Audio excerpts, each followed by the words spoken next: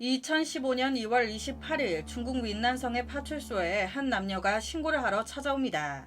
자신의 삼촌인 최텐이 집을 떠난 지 반년이 지났는데 아직까지도 아무런 소식이 없다고, 삼촌 최텐에게 무슨 일이 생긴 것 같다 확인해달라는 신고였죠. 그런데 경찰은 여기서 약간 이상한 장면을 목격합니다. 남녀가 신고하러 왔잖아요. 이 남자는 삼촌 좀 찾아달라고 하면서 되게 초조한 듯 보이는데 그 옆에 여자 너무 반대인 거예요. 아무렇지도 않나 봐. 핸드폰만 계속 만지작. 그래서 처음에 경찰은요, 이 남자가 자기 여자친구나 친구한테 자기 삼촌 연락 안 되는 건으로 신고하러 가려고 하는데 어색하니까 같이 가달라고 해서 같이 왔나? 솔직히 여자 입장에선 그 실종된 삼촌과 아무런 관련이 없잖아요. 그러니까 저렇게 태어난가? 두 사람이 신고하러 왔지만 서로 표정과 태도가 완전히 달랐던 거죠. 이에 경찰은요, 바로 이 여성에게 질문을 던집니다. 그 같이 온 여성분, 실종자와 어떤 관계이신 거예요? 아, 네, 저 실종자 아내예요. 와, 남이 아니야. 그러면 자기 남편 실종 신고를 하러 온 건데 핸드폰만 만지작거리면서 저렇게 태어나다고? 그 여성의 이름은 최텐의 아내 판슈. 아내 판슈왈. 남편 최텐이 베이징에 일을 하러 간 다음 날 자신에게 안부 전화가 한 통 왔었다는 거예요. 자기가 밖에 나가 일하느라 바빠서 앞으로 연락할 시간이 없을 것 같다고. 그 후부터 연락이 안 왔다는 겁니다. 판슈는요, 걱정이 하나도 안 된다는 거예요. 왜냐? 다 큰 성인 남잔데 무슨 일이 생길 게 뭐가 있겠냐? 진짜 그냥 일을 하느라 바쁜가 보지. 그런데 다들 같은 생각이실 거예요. 연락이 없어도 한두 번 없어야지. 아무리 일하느라 바쁘다고 몇 달씩 집에 한 통의 전화도 하지 않는다는 건 말이 안 되잖아요. 게다가 아내 판슈의 반응 너무 이상하죠. 함께 살던 남편이 반년 동안 연락이 없는데 그냥 그러려니 하고 지낸다. 이거는 그냥 경찰한테 나 이상하죠. 날 조사해봐요. 나 남편 실종에 관련 있어. 라고 대놓고 얘기하고 있는 거 아닙니까? 정말 멍청해서 다행이에요. 경찰은요, 바로 조심스럽게 물었습니다. 그럼 남편을 마지막으로 본 게 언제예요? 작년 10월이었던 것 같아요. 그때 제가 막 일어나서 보니까 남편이 이미 짐을 다 챙겨놓고 일하러 간다고 나가더라고요. 사실 최태는요, 판슈의 두 번째 남편이었습니다. 재혼. 2008년 판슈의 전 남편이 세상을 떠나 새 아이를 남겼고 그 후에 판슈는 채텐과 재혼해 또 한 명의 아이를 낳았어요. 자연스럽게 지금 집에 아이만 넷이 된 거예요. 아이들이 많다 보니 지출도 자연히 많아져서 최태는 자주 집을 떠나 일을 하러 다녔습니다. 판슈는 남편이 해마다 집에 없는 것에 이미 익숙해져 있었기 때문에 이번에 그가 일을 하러 나간 것도 별로 크게 외로워하거나 이상함을 느끼지 못했어요. 이에 경찰은요, 다시 물었습니다. 그럼 작년 10월 남편이 집을 떠나는 걸 마지막으로 본 후에 집에 전화 온 적 없었어요? 집 떠나고 한 이틀, 3일쯤 지나서 한번 전화가 왔었어요. 베이징에서 일한다고 하더라고요. 이에 경찰은요, 그럼 그 다음으론 전화 온 적 없어요? 그랬더니 이 여자가 대뜸 한숨을 푹 쉬는 거예요. 원래 그이가 말이 없어요. 저랑 같이 얼굴 보고 있다고 해도 크게 대화를 하는 것도 없고 아마 밖에서 돈을 많이 못 벌어 저한테 전화하기가 좀 미안했겠죠.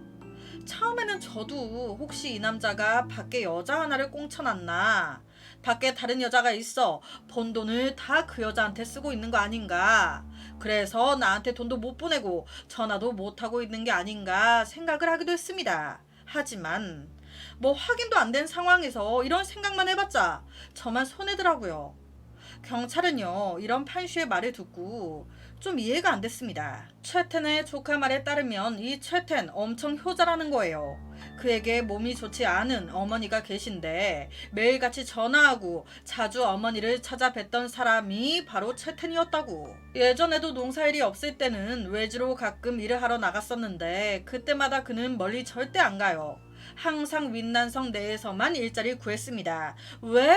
어머니를 들여다봐야 했기 때문에. 이렇게 효심이 깊은 아들인데 그런 그가 가족들의 어머니까지 다 내비두고 홀로 갑자기 그냥 말도 없이 베이징으로 갔다? 게다가 중국에도 명절들이 있잖아요. 그런 날마다 항상 빠짐없이 제일 먼저 집에 연락하고 문자 보내고 했던 남자가 바로 채튼이었습니다. 한 번도 빠진 적이 없었어요. 이번 연도만 빼고 말이죠. 이번 연도처럼 1년 내내 연락이 안 된 적은 단 한 번도 없었어. 경찰은요, 최튼이 정말 베이징에 갔는지 확인 작업에 들어갑니다. 2014년 10월 최튼 베이징으로 갔냐? 아니요. 2014년 10월 최텐이라는 사람 베이징에 간 기록 전혀 나오지 않습니다. 하지만 솔직히 최텐이 다른 이름으로 갔을 가능성도 배제할 수는 없죠. 최텐을 최대한 빨리 찾기 위해 경찰은 마을 탐문 조사를 실시합니다. 마을 사람들 말에 따르면 최텐은 집안에 신경을 많이 쓰는 사람이었고 매번 외지에 나가 일하고 돌아오면 번 돈은 모두 판슈에게 맡겼다고 해요. 하지만 판슈는 규칙을 잘 지키는 여자가 아니었습니다. 바람은 또 얼마나 미친듯이 펴대는지 남자애 아주 환장했어. 실제 그녀는요, 여러 명의 애인을 두고 있었어요.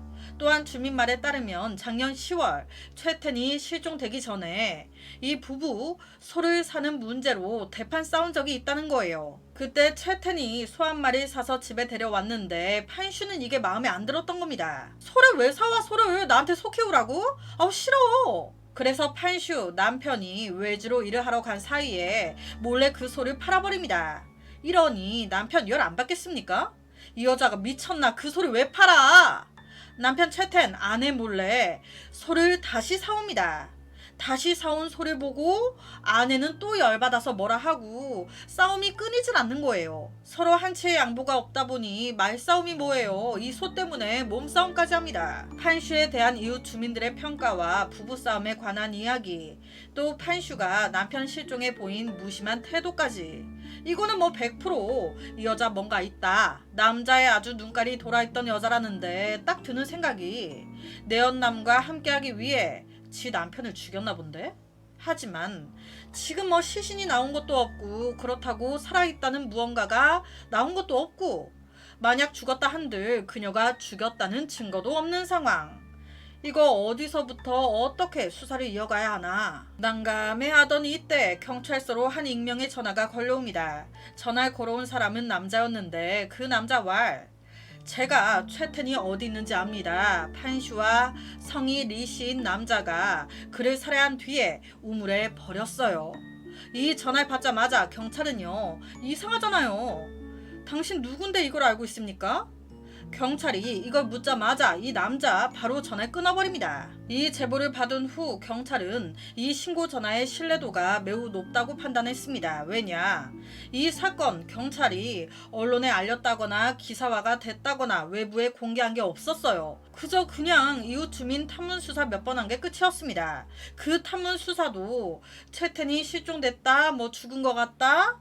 전혀요. 그냥 떠보듯이 최텐 어떤 남자였냐, 부부 사이는 어때 보였냐, 이렇게 물은 게 다였거든요. 그런데 이 남자는 최텐이 실종 상태라는 걸, 죽었다는 걸, 어디에 있는 위치조차 다 알고 있었습니다. 경찰은요, 이 의문의 남자가 말한 우물, 이게 실제로 온 수저일 거라 판단했습니다. 빗물이나 더러운 물이 흘러가도록 만든 하수도 같은? 해당 지역 사람들은요, 기후와 지형적 특성 때문에 모든 집마다 이 하수도 같은 걸 작게 짓고 그 위에 뚜껑을 덮어서 그 위로 이동하면서 생활했습니다. 그러니까 외관상으로 봤을 땐, 외부인이 봤을 땐 꼭 우물같이 보여. 문제는요, 이 지역에 하수도 이게 엄청 많다는 거예요. 해당 마을에만 이런 하수도가 약 300개가 넘게 있었습니다.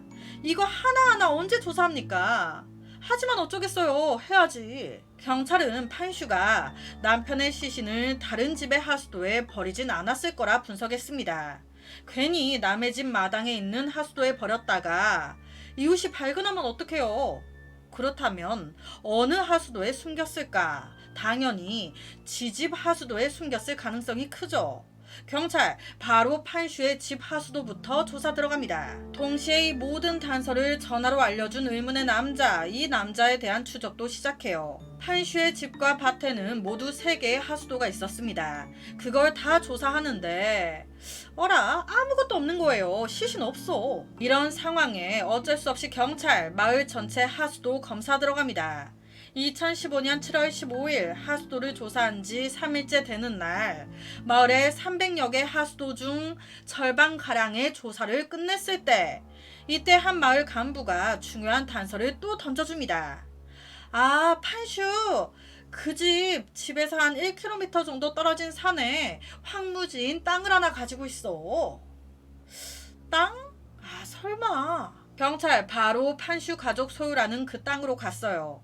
오랫동안 방치돼 있던 그 땅은 이미 잡초가 무성하게 다 자라가지고 엉망진창이었습니다. 그런데 경찰 눈에 딱 들어온 무언가. 아우, 이제 하수도라고 하면 눈 감고도 보여. 무성한 잡초 속에 하나의 하수도가 숨겨져 있네. 그런데 그 하수도는 다른 하수도들과는 달랐습니다. 보통은 위에 열고 닫을 수 있는 뚜껑이 있단 말이에요. 그런데 이 하수도는 위에 뚜껑이 안 움직여. 아니, 움직일 수 없게 아예 뚜껑을 시멘트로 봉해놨네. 딱 똥꾸렁내가 나죠. 경찰은 바로 전문가를 불러 시멘트로 봉인된 하수도 뚜껑을 억지로 딱 여는데 어우, 냄새 악취가 아주 그냥 말도 못해. 곧이어 검은색 비닐로 감싸진 사람 형태의 물체가 끌어올려집니다. 그 검은 비닐은 나일론끈으로 단단히 감겨져 있었어요. 그 나일론끈을 풀어보니 그 안에 남성 시신이 있었고, 그 시신의 손과 발 또한 나일론끈으로 묶여 있었습니다. 시신은 언제부터 여기 있었던 건지 얼굴을 알아볼 수 없을 정도로 심하게 부패해 있었어요. 확인 결과 사망한 사람은 역시나 판슈의 남편 최텐이었죠. 자, 최텐 시신 나왔습니다. 그럼 이제 누가 그를 죽였냐? 그런데 시신이 발견됨과 동시에 경찰은 전화 왔던 제보자의 번호 추적을 통해 의문의 남자도 찾아냅니다. 그 남자의 이름은 장빈. 장빈? 와, 최텐의 아내 판슈의 수많은 애인 중 한 명이었네. 장빈, 경찰서로 와라. 장빈이 하는 소리가 자기는 윈난성 사람이 아닌 외지인이라는 거예요. 공사일로 윈난성에 오게 됐는데 그 공사장에서 식사를 담당했던 사람이 판슈야. 장빈은요, 외지에서 혼자 외로웠습니다. 그 상태에서 밥을 먹으러 갔다가 판슈를 보게 됐는데 너무 이뻤던 거지. 그래서 그녀에게 적극적으로 대시했어요. 그리고 이걸 그녀 또한 거절을 안 해. 좋다고 다 맞장구를 쳐줘. 그러니 장빈 입장에서는 아, 이 여자도 나에게 마음이 있구나. 이 둘 연인 관계로 바로 발전합니다. 여기서 팩트는요, 판슈 장빈에게 자기 남편 사망했다 뭐 이렇게 얘기를 했다는 겁니다. 솔로인 척 연기했어, 이 기집애가. 그러니까 아무것도 몰랐던 장빈, 교제 기간이 어느 정도 지나 오히려 판슈한테 수만 위안을 보여주면서 이 돈으로 집을 지어 함께 살자고. 장빈이 집을 지어 판슈와 함께 살 계획을 세우고 있을 때 갑자기 판슈 이런 말을 합니다. 사실 나 외지에서 일하고 있는 남편이 있어. 남편 안 죽었어. 그래서 우리가 정식으로 부부로 함께 하긴 힘들 것 같아. 여기서 장빈은요, 너무 당황했어요. 어? 남편 있다고? 그럼 뭐야? 나 내연남이 된 거야? 왜 이때까지 그 얘기를 하지 않고 숨긴 거야? 이 말에 판슈가 표정이 싹 굳더니 하는 말. 그런데 걱정하지 마. 지금은 죽었거든. 하수도 안에 있어. 이 말 듣고 안 놀랄 사람이 있을까요? 장빈 놀래가지고 어? 죽어? 진짜 죽었어? 설마 네가 죽인 거야? 되물었습니다. 그랬더니 판슈가 맞다고, 자신이 죽였다고. 당시 리씨성을 가진 남자가 남편 시신을 하수도에 옮기는 걸 도와줬다는 겁니다. 여러분, 제가 만나고 있는 남자 혹은 여자친구가 사람을 죽였대요. 계속 만날 수 있겠습니까? 살인을 했다는데. 이때 장빈은요, 남편을 죽인 여자예요. 이 여자의 남편이 내가 됐다가 나도 저 꼴나면 어떡합니까? 완전 다르게 보이기 시작한 겁니다. 그래서 이때 장빈, 아, 나 갑자기 일이 생겨서 다른 외지로 일을 하러 가야 될 것 같아. 미안해. 핑계를 대면서 점차 판슈와 연락을 끊어버립니다. 그렇게 그냥 남남처럼 지냈어요. 그런데 어느 순간 문득 이런 생각이 든 거예요. 진짜 갑자기 아, 판슈가 남편을 죽였다고 했는데 후에 그 살인사건이 드러나고 경찰이 수사를 시작하고 그러면서 내가 이 살인을 미리 알고 있었다고. 이걸 경찰이 알게 돼서 날 찾아와 알면서도 신고 안 하고 묵인해줬다고. 나도 처벌받게 되는 거 아니야? 혹여나 자기도 죄를 알면서도 숨겨줬다는 식으로 처벌받게 될까봐 서둘러 경찰에 신고를 한 겁니다. 그날이 언제? 경찰이 난감해하던 그때였던 거예요. 제가 최텐이 어디 있는지 압니다. 판슈와 성인 리씨인 남자가 그를 살해한 뒤에 우물에 버렸어요. 그렇다면 사건의 그날 정확히 무슨 일이 있었던 걸까? 죽은 자는 말이 없다고 살인 마녀의 말은 이렇습니다. 자신이 죽인 거 맞다. 그런데 앞서 장빈이 그랬잖아요. 분명 이 여자가 리씨 성을 가진 남자가 도와줬다 했다.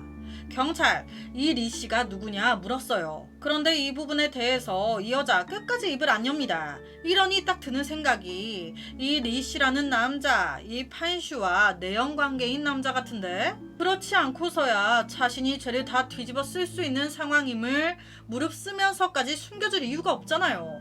반대로 리씨가 이 범행에 가담할 이유도 없고요. 이에 경찰은 판슈와 연락하는 혹은 연락했던 사람들 중에 리씨 성을 가진 남자 모조리 조사 들어갑니다. 봤더니 판슈가 사는 마을에 리보라는 남자가 하나 있는데 이 남자의 집이 판슈 집과 가깝네.